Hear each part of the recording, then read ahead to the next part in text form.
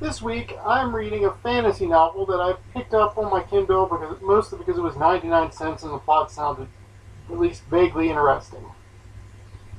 Yeah, it's just one of those self-published things. I don't usually do that in fantasy that much because, frankly, I've picked up too many self-published fantasy novels that are crap. In fact, I generally don't pick up very many self-published or indie or however the heck you want to call it things, unless they're by people I've read before, or they're by an established author, or somebody's recommended it. It's very too often. There's so many people that can, since anybody can self-publish, and so many of them do. A lot of them aren't very good. So usually the ones that are good, I end up hearing about from someone else. Now this one I hadn't heard of from somewhere else, but I just decided to get it because it was cheap and it sounded fairly good. That would be Warrior Mage by Lindsay Buroker, I think. Now, was this book any good or not? Well, here's a quick reading, so you can try and at least judge some of it by yourself. Yonko stifled a groan, trying to blink away the sand in his eyes and spit out the dirt plastering his tongue. Pain shot from his hands to his neck as his arms were nearly twisted from their sockets. He tried to ignore the titters whispering from the rows of young men and women watching him, but embarrassment flushed his cheeks. He couldn't see them. He couldn't see much more than people's shoes at the moment, but he knew his father and uncle were watching too, probably with their faces buried in their hands. "How's that, chaste kid?" the behemoth grinding his knee into Yonko's back asked. Kid? Yonko was 18 now, the same age as most of the other Stargrind applicants. Just because this hulking thug had been in prison or chained to the oars in a longship for long enough to grow a beard down to his chest didn't mean Yonko was the anomaly here. He shifted his hips, trying to buck the big man off him, but with his arms pinned behind his back, he couldn't find the necessary leverage. His opponent only shoved him deeper into the dirt of the training arena. "Tastes fine," Yonko rasped around the dust in his throat.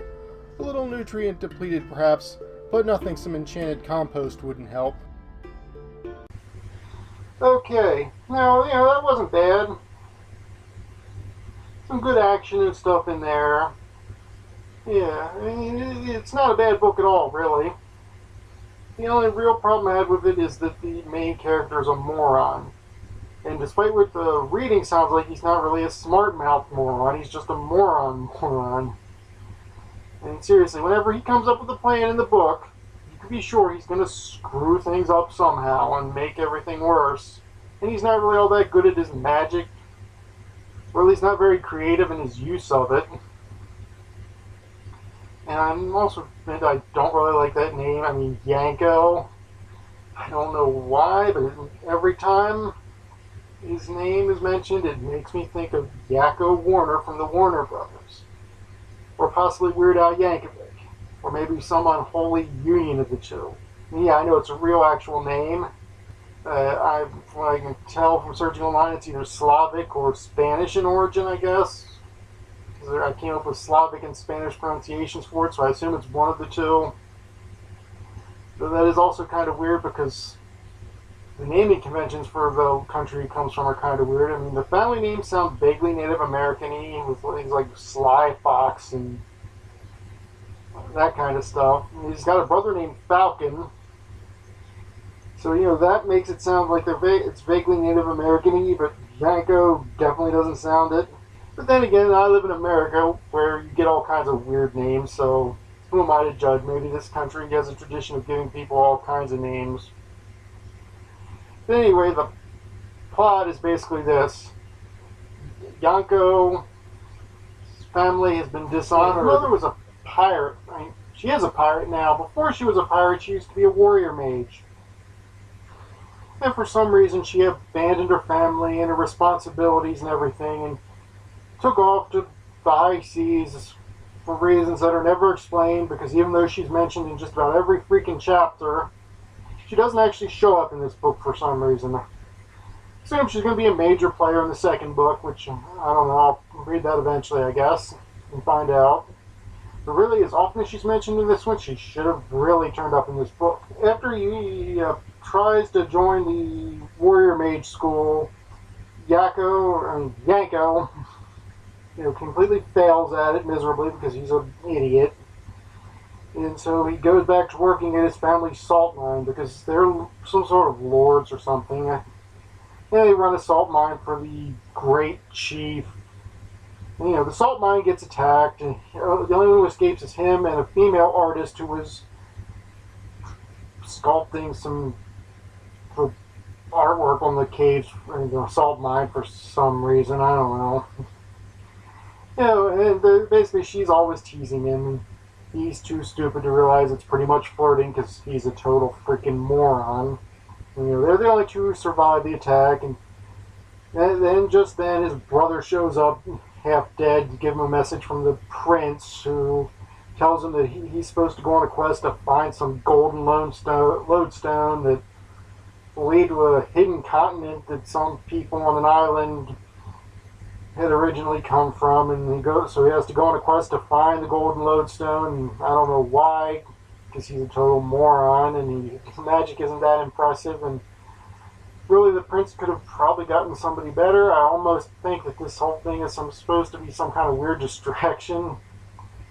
Send all the bad people chasing after the moron so the prince can do whatever it is that's actually going to help. That would be a pretty cool book. Who knows, maybe that's how it'll turn out. I don't know, and anyway, like I said, Yanko and his artist friend, whose name I forget now. She's another one with a weird name. And eventually they meet up with a former prisoner at the salt mine, because all the workers there are prisoners, except for the girl who's actually hired. The prisoner's name was, I think, Dak. And he was somehow friends with Yanko, and he's apparently some kind of super spy for an enemy country or something. Despite which Yanko, for some reason, really wants the guy to be his bodyguard, and so takes him with him, and they go on the adventures and do all kinds of stupid crap and get chased by bad guys and nearly killed a dozen times. Eventually get to the island where the people who are supposed to have the golden lodestone are, and messes things up some more, and nearly gets killed some more, and that's pretty much the book. Him running around doing stupid stuff and nearly getting killed. He's like I said, he's a moron, but he's at least a likable sort of moron. He's got a strict code of honor he follows, and for some reason he really doesn't like killing people, even if they're bad people who are trying to kill him. I don't know. I guess that's a good thing. Overall, I enjoyed the book. I mean, yeah, I thought the main character was dumb, but I liked it. I thought it was well written, a fun read. Plot's a little derivative, the whole trying to recover family honor thing, and looking for a mysterious lost continent that's almost certainly going to turn out to be full of monsters or dark magic or something when he gets there in the next book or the book after that. Yeah, I mean, it's all kind of derivative. The kind of stuff you've seen a bajillion times in fantasy, but really just about everything you see in fantasy these days is derivative stuff that you've seen a bajillion times. So I'm not going to hold that against it too much. It's well written, tells the story in an interesting way. Well, not the best thing I've read, but certainly well worth the 99 cents I paid for the Kindle edition, which is, last time I checked, is still what it's at. So, if you want a nice cheap read in fantasy, this is worthwhile, and heck, it's worthwhile enough that I'll probably pick up the next book, even though that's a little more expensive. Like $2, $3 more, I forget exactly.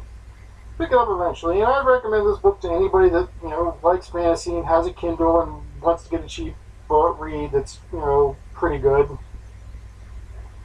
And from what I could see in the reviews, the author is actually a fairly good writer who's written a lot of books, and this one is probably not one of her best. So I'll definitely try the sequel and maybe try some of her other books at some point too, and I recommend you do the same. If you like this video, please click subscribe or watch some of my older videos. If you think the book I reviewed sounds interesting, buy a copy. There are always links to the Amazon store in the description for this book and any other books I mentioned. If you have any suggestions on other books I could read, or any other comments, queries, insults, or anything else you want to say, please feel free to mention it in the comments section.